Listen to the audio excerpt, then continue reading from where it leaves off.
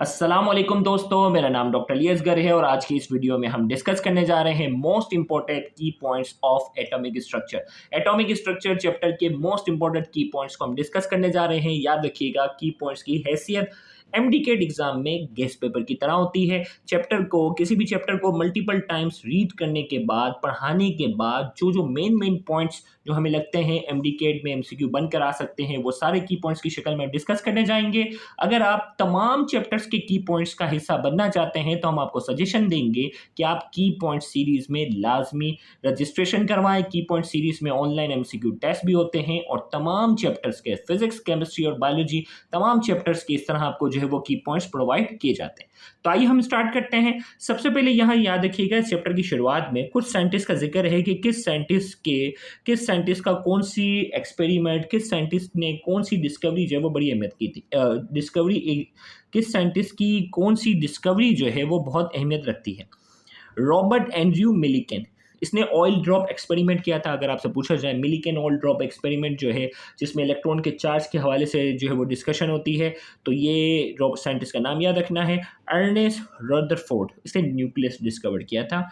James Chadwick, neutron को discover किया था। John Dalton, recognise as the introducer of modern atomic theory. John Dalton जो है इसको मॉडर्न एटॉमिक थ्योरी का जो है वो इंट्रोड्यूसर माना जाता है। इलेक्ट्रॉन को डिस्कवर करने वाले साइंटिस्ट का नाम जे थॉमसन है।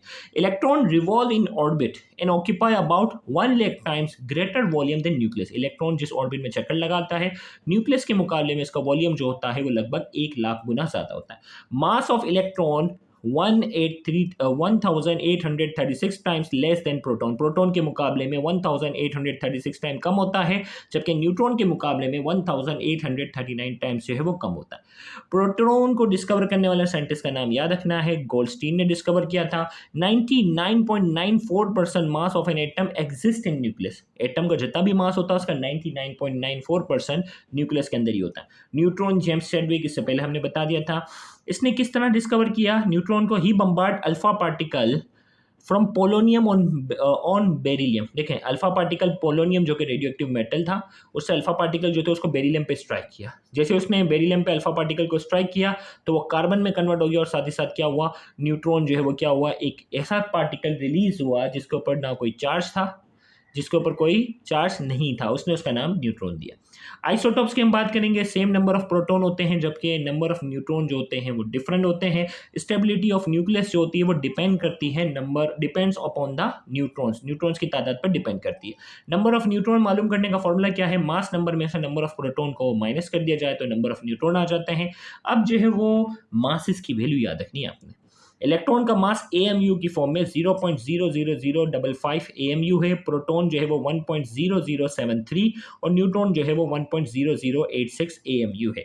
ग्राम के अंदर अगर पूछा जाए तो इलेक्ट्रॉन का मास 9.11 एक्सपोनेंट -28 ग्राम है। प्रोटॉन 1.673 एक्सपोनेंट -24 ग्राम है। न्यूट्रॉन जो है वो 1.674 एक्सपोनेंट -24 ग्राम है।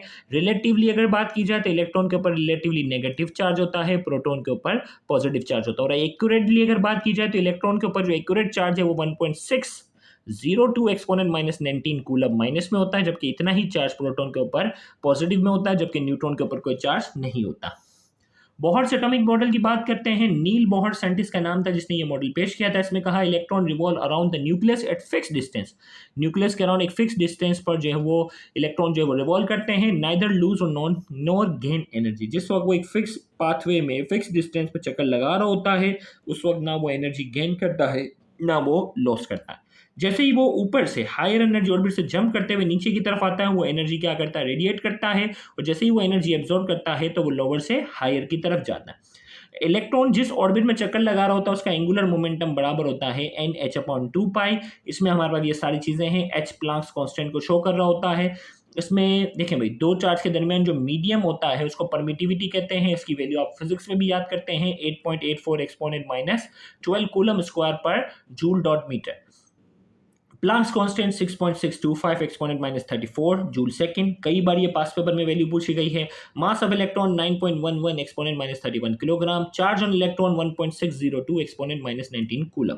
ये आपने वैल्यू याद रखनी है। इसी तरीके से बोहर्स एटॉमिक मॉडल की मदद से हम रेडियस निकालते हैं। रेडियस का हमारा फाइनल फॉर्मूला ये आ रहा होता है n² z। इसमें a जो है ये बराबर होता है epsilon not h² z pi me² के।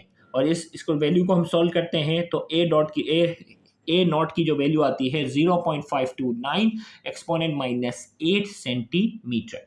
फिर इसी तरीके से बोहर्स एटॉमिक मॉडल की मदद से हम वेव नंबर का फॉर्मूला ड्राइव करते हैं। आगे इसकी डिटेल भी आएगी। इसमें जो आर एच है ये रेडबर्ग कांस्टेंट को शो कर रहा है। रेडबर्ग कांस्टेंट की वैल्यू 109,678 सेंटीमीटर इनवर्स है। मीटर में अगर कहा जाए तो 2 जीरो बढ़ जाएंगे और यही अगर इसी को एक्सपोनेंट में अगर शो किया जाए तो 1.09678 एक्सपोनेंट 7 मीटर इनवर्स। ये इसकी जो वैल्यू है वो अच्छे से आपने पहचान ली है। फिर इसके बाद जो है बोहर्स एटॉमिक मॉडल के थोड़े से डिफेक्ट की बात करते हैं। इज एप्लीकेबल, थोड़ा सा कैमरा मुझे लग रहा है फोकस करना पड़ेगा। Bohr's atomic model is applicable to a single revolving electron around the nucleus. एक सिंगल इलेक्ट्रॉन अगर रिवॉल्व कर रहा होगा तो ही बोहर्स एटॉमिक मॉडल जो है वो एप्लीकेबल है। मिसाल के तौर पर हीलियम से एक इलेक्ट्रॉन रिमूव कर दिया जाए, लिथियम से 2 और बेरिलियम से अगर 3 रिमूव कर दिए जाए तो helium ion, lithium ion, beryllium ion के लिए एप्लीकेबल है। It could not explain the spectra of multi electron system. Multi electron system जिसमें हीलियम, लिथियम, बेरिलियम, बोरॉन, इनको जो एक्सप्लेन नहीं करता क्योंकि इनके अराउंड जो है वो एक से ज्यादा इलेक्ट्रॉन चक्कर लगा दे। देखिए ये हीलियम का आयन है, ये सिंपल हीलियम है, इसमें 2 इलेक्ट्रॉन है। हीलियम का आयन, एक इलेक्ट्रॉन निकल गया है, सही है। तो एक इलेक्ट्रॉन वाले के लिए एप्लीकेबल है, एक से ज्यादा वाले के लिए नहीं। Electron in an atom is located at a definite distance from the nucleus against Heisenberg uncertainty principle. Electron जो है इसने कहा बोहर ने कि एक डेफिनेट डिस्टेंस पर ये चक्कर लगा रहा होता है, जबकि हेजन्सबर्ग अनसर्टेनिटी प्रिंसिपल इसके क्या है, अगेंस्ट है कि भाई मोमेंटम और पोजीशन एक वक्त में मालूम करना जो है वो इम्पॉसिबल है। ये आगे बात आएगी। Bohr's theory explain only the particle nature of electron, did not explain the wave nature of electron. Bohr's theory जो है वो सिर्फ पार्टिकल नेचर को क्या कर रही है, इलेक्ट्रॉन की एक्सप्लेन कर रही है, जबकि आगे डी ब्रोगली नाम का साइंटिस्ट आता है जिसने कहा था कि ये इलेक्ट्रॉन जो है ये वेव की शक्ल में क्या कर रहा होता है, चक्कर लगा रहा होता है। फिर आते हैं मोनोक्रोमेटिक लाइट की हम बात करते हैं। मोनोक्रोमेटिक लाइट वो होती हैं जो एक किस्म की रेज या वेवलेंथ पर मुश्तमिल होती है। पॉलीक्रोमेटिक लाइट में एक से ज़्यादा रेज होती हैं। Example sunlight, bulb light. Spectrum की हम बात करेंगे। Polychromatic light pass through a glass prism. Polychromatic light को ग्लास प्रिज्म से हम जब गुजारते हैं तो डिफरेंट कलर्स जो प्रोड्यूस हो रहे होते हैं उन्हें हम स्पेक्ट्रम कहते हैं। अब ये स्पेक्ट्रम 2 तरह के हैं, कंटिन्यूस स्पेक्ट्रम और आगे हम बात करेंगे लाइन स्पेक्ट्रम की भी। कंटिन्यूस स्पेक्ट्रम में बात करेंगे continuous band of different colour. Continuous band जो है वो डिफरेंट कलर के होंगे।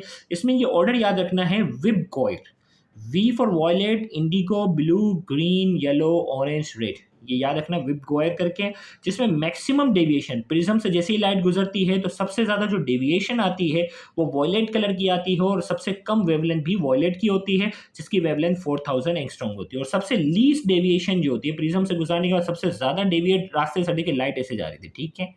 प्रिज्म से गुजारने के बाद सबसे ज़्यादा जो डेविएट हुई वो वॉयलेट थी और सबसे कम डेविएट जो हुई वो रेड थी। लीस्ट डेविएशन हाई वेवलेंथ, इसकी वेवलेंथ ज़्यादा है और 7000 एंगस्ट्रॉम इसकी जो वेवलेंथ है। और ये जितने भी कलर हैं उन तमाम की वेवलेंथ जो है वो 4000 एंगस्ट्रॉम से लेकर 7000 एंगस्ट्रॉम के दरमियान है। इसके एग्जाम्पल हमारे पास क्या है, रेनबो इन स्काई। स्काई के अंदर जो रेनबो बनता है वो कंटिन्यूस स्पेक्ट्रम की क्या है, एग्जाम्पल है।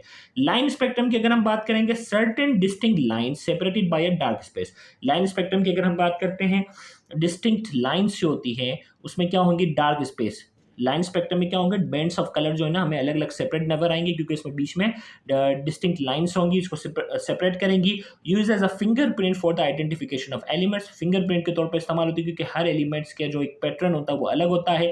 अब इसको भी 2 हिस्सों में डिवाइड किया हुआ है, एब्जॉर्प्शन लाइन स्पेक्ट्रम और दूसरा है emission line spectrum. Absorption line spectrum में क्या होता है, dark lines with a bright background. Bright background में डार्क लाइन्स आएंगे तो एब्जॉर्प्शन लाइन स्पेक्ट्रम। और इमिशन लाइन स्पेक्ट्रम में क्या होंगी, ब्राइट लाइन्स होंगी with a dark background. Dark background में ब्राइट लाइंस अगर नजर आ रही है तो इस स्पेक्ट्रम को इमिशन लाइन स्पेक्ट्रम कहते हैं।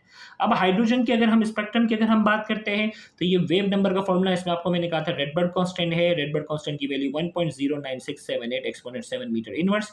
इसमें n1 जो है वो लोअर एनर्जी स्टेट को शो कर रहा है, n2 जो है वो हायर एनर्जी स्टेट को शो करता है। हाइड्रोजन की जो स्पेक्ट्रम की जो सीरीज है वो हमारे पास 5 है, लाइमन सीरीज, बार्मर सीरीज, पेशन सीरीज, ब्रैकेट सीरीज और फंड।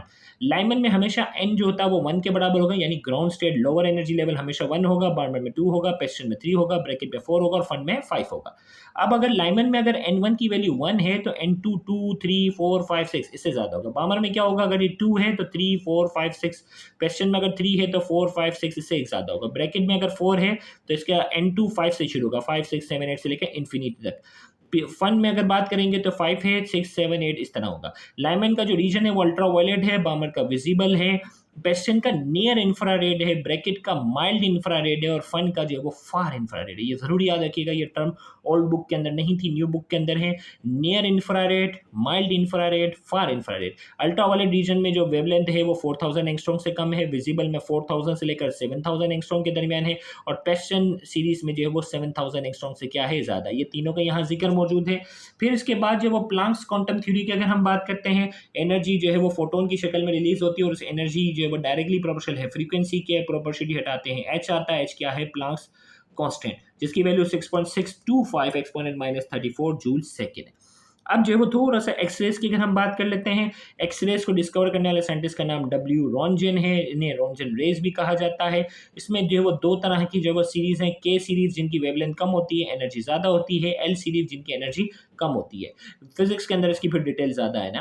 प्रोडक्शन ऑफ एक्सरेज की अगर हम बात करेंगे, इसके लिए 5000 वोल्ट हमें चाहिए होता है, प्रेशर 0.001 मिलीमीटर का होता है, मिलीमीटर, और वेवलेंथ जो है वो एक्सरेज जो प्रोड्यूस होती हैं उसकी रेंज होती है 0.1 से लेकर 10 एंगस्ट्रॉम के दरमियान, जिसमें फास्ट मूविंग इलेक्ट्रॉन मेटल की सरफेस से टकराता है तो एक्सरेज इमिट होती हैं। डिटेल लेक्चर में पूरा बताया हुआ है।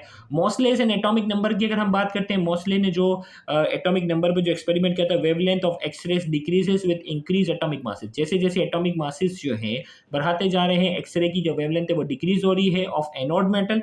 38 डिफरेंट एलिमेंट्स पे उसने जो वो एक्सपेरिमेंट किया था, from aluminium to gold, aluminium से लेकर गोल्ड तक 38 एलिमेंट्स थे जिनके ऊपर स्टडी की थी, और फाइनली ये था कि square root of frequency is directly proportional to atomic number पर जो है ये डायरेक्टली प्रोपोर्शनल है।